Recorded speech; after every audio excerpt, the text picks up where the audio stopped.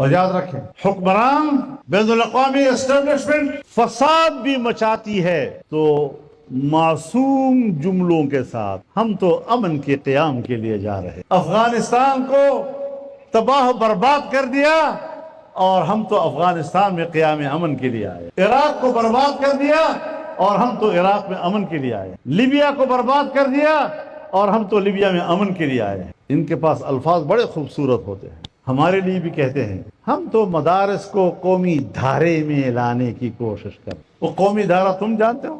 پورے پاکستانی قوم کو، چاہے وہ پشتون ہو، بلوچ ہو، سندھی ہو، پٹھان ہو، سرائکی ہو، ان سب کو ایک جگہ اکٹھا کر دو اور مدرسوں سے ان علماء کو نکال کر ان کے صفوں میں جا کر کھڑا کر دو، یہ عوام کی طرح نظر آئیں گے۔ اور تمہارے کالج اور یونیورسٹیوں سے جو لوگ نکلیں گے وہ کہیں گے شاید برطانیہ سے کوئی مخلوق آئی ہوئی ہے۔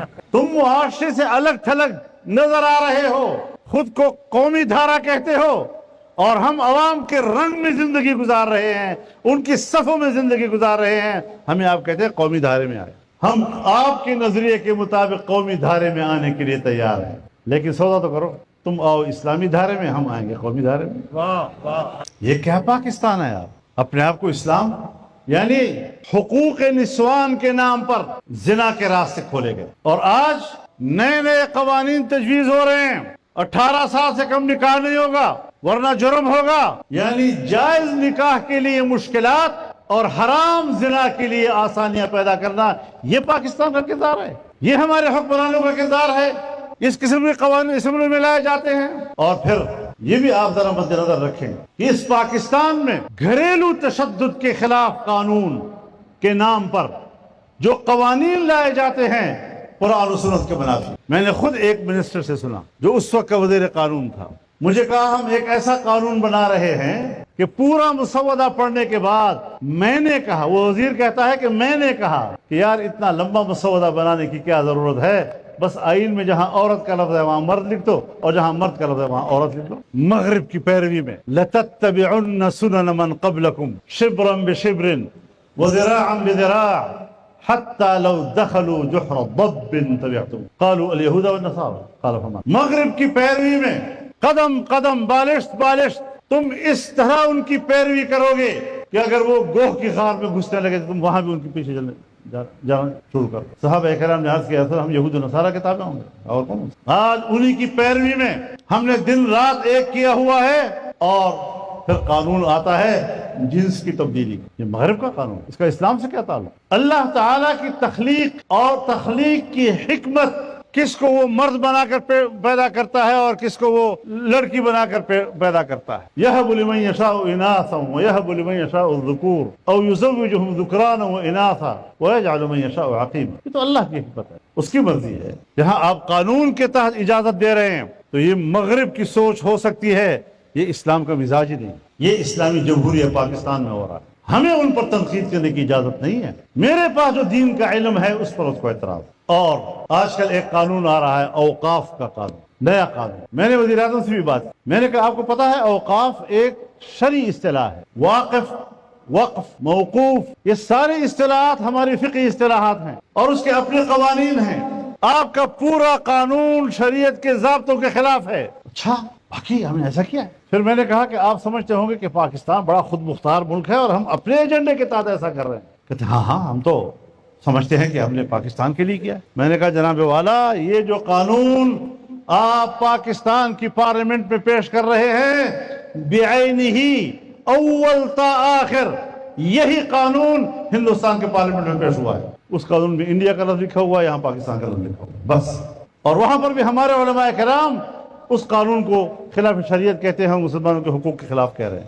یہ ہماری پارلیمنٹ ہے۔ اب اس پارلیمنٹ میں ایک دفعہ میں ایک شہر میں گیا تو صحافی حضرات آئے، ایک صحافی بڑے دھڑلے سے مجھ سے پوچھتا ہے آپ نے اسلامی نظام کے لیے کیا کیا ہے؟ میں نے کہا آپ نے اسلامی نظام کے لیے مجھے کتنے ووٹ دیے ہیں؟ پنجاب والوں کچھ اٹھو گے یا نہیں، کچھ ہوش آئے گا یا نہیں آئے گا؟ مساجد کے ائمہ کو 25-25 ہزار روپے دیے جا رہے ہیں۔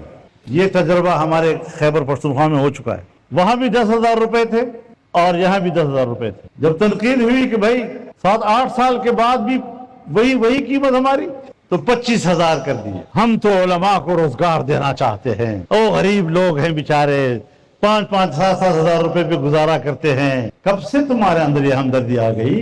फजल रहमान तो उलमा को कि हक पे डाका मार रहा है, उनकी भलाई नहीं चाहता। सुनो, मेरा मौलवी अगर कॉलेज में प्रोफेसर है, इस्लामियात उस्ताद है, स्कूल में उस्ताद है, अरबी टीचर है, कारी टीचर है, मैंने उसकी मुलाजमत और उसकी तनख्वाह पर कोई इतराज नहीं किया। लेकिन जो मस्जिद सरकारी नहीं है, जो मौलवी साहब मुलाजिम नहीं है सरकार का, तुम किस मत में उसको 25,000 दे रहे हो? सिवाय जमीन खरीदने के तुम्हारा और कोई धंधा नहीं है? हर वक्त ये सोचते हो कि मुल्ला की जमीन को कैसे खरीदा जाए। मस्जिद में तुमने हमारे राय के मुताबिक खुतबा देना होगा, और फिर कहते हैं सऊदी अरब में ऐसा हो रहा है, अमारात में ऐसा हो रहा है, कुवैत में ऐसा हो रहा है। ओ बाबा, फिर बादशाहत लाओ ना, फिर जमहूरियत खत्म करो। एक मौलवी के लिए वो मिसाल बनता है, निजाम के लिए नहीं है। ये हमारा मुल्क है, इसकी अपनी तारीख है, हम बरसगीर की तारीख से जुड़े हुए हैं। और मेरे सामने जो उलमाए किराम तशरीफ फरमाए, मैं इनको बताना चाहता हूँ कि आप किसी भी एहसास कमतरी में मुब्तला न हो। बरसगीर की 250 साल तारीख आपके पुष्ट पर है, वो कुर्बानियां आपके पुष्ट पर है, उसकी सियासत आपके पुष्ट पर है। और कोई पाकिस्तान में सियासी लिहाज से इतना तवील तजुर्बा नहीं रखता जितना कि आप उलमाए किराम रखते हैं।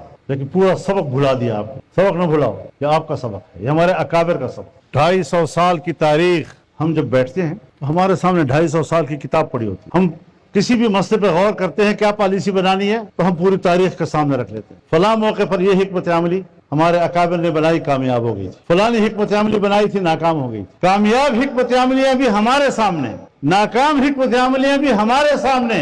हमारे लिए बहुत आसान होता है कि हम इस वक्त के हालात में एक हिकमत अमली बनाने में कामयाब हो सकते। तो ये सारी चीजें हमारी मता है, हमारा असासा है, तारीख हमारा असासा है। तो औकाफ का कानून बनाया जा रहा है, जबरदस्ती औकाफ की मिल्कियत को कब्जे में लिया जा रहा है, जो शरीयत के खिलाफ। आज मदारिस के ऊपर दबाव बढ़ रहा है। आप अवाम की खिदमत करते हुए तो नजर नहीं आते। सैलाब आया, कहाँ गई थी हुकूमत उस वक्त? अगर मुसीबत और तकलीफ में आप अवाम के साथ नजर नहीं आ रहे और तकलीफ में ये गरीब फकीर ये मैदान में नजर आ रहे हैं, पानी में उतर कर मुतासरीन को बचाने के लिए मैदान में उतर आ रहे हैं, तो फिर हुकूमत करना भी इनका हक है, तुम्हारा हक नहीं है। इसलिए वह अतममतु अलैकुम निअमती की तरफ आपको फिर मुतवज्जे करना चाहूंगा।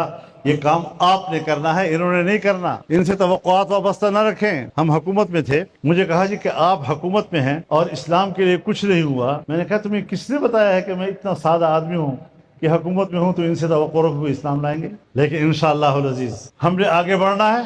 पंजाब को जगाओ, जनूबी पंजाब को जगाओ, कौम को अपने साथ खड़ा करो, कौम आपके साथ होगी।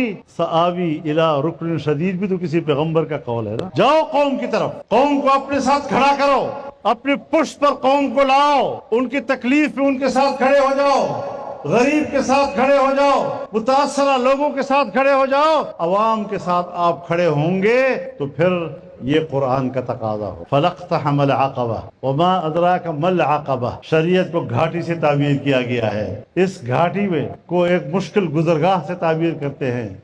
इसका पहला तकाजा है फ़क्कु रक़बा, आज़ादी। इसका दूसरा तकाजा है इत्आमुन फ़ी यौमिन ज़ी मसग़बा, माशी खुशहाली। इसका तीसरा तकाजा है औ मिस्कीनन यतीमन ज़ा मक़रबा और मिस्कीनन ज़ा मतरबा। ये जो पसमानदा तबके हैं, इन तबकों को उठाओ, इनका ख्याल रखो।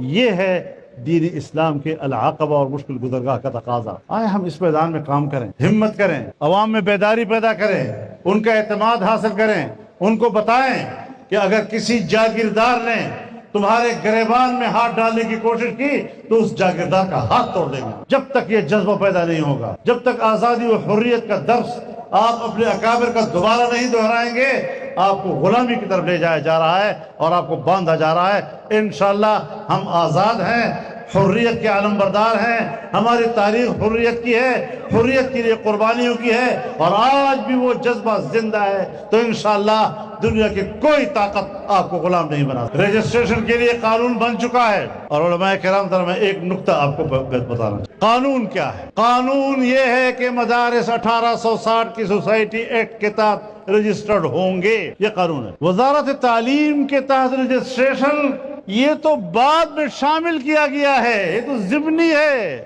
اب جو ضمنی چیز ہے اس کے لیے علماء کے ہاتھ مروڑے جا رہے ہیں کہ وہاں رجسٹریشن کراؤ۔ اگر آپ نے یہ رویہ رکھا تو پھر یاد رکھو ہم وزارت تعلیم کے تحت رجسٹریشن کے خاتمے کا مطالبہ شروع کرتے ہیں۔ کوئی مذاق نہیں ہے، بات ہو جائز بات کو عملی جامہ پہناؤ، اور اگر کوئی ادھر جاتا ہے جائے۔ میرے نزدیک وفاق المدارس العربیہ، اتحاد مدارس یہ اصل مدارس ہیں، اور اس سے ہٹ کر جتنے اتحاد ہیں، نئی تنظیمیں ہیں، ان کے مدارس ہیں، یہ ڈمی مدارس ہیں۔ ہم ڈمی مدارس کو تسلیم نہیں کرتے۔ سرکار تسلیم کرتی ہے 100 دفعہ کرے، اور سرکار اگر ان کو تحفظ دینا چاہتی ہے کوشش کر لے، کچھ حاصل نہیں ہوگا انشاءاللہ۔ یہ مدارس ہے، یہ حقیقت ہے، اور انشاءاللہ یہ مدارس زندہ رہیں گے۔ وہ پاکستان کو جنگوں کی طرف نہ لے جاؤ، پاکستان کو معاشی طور پر خوشحال کرو۔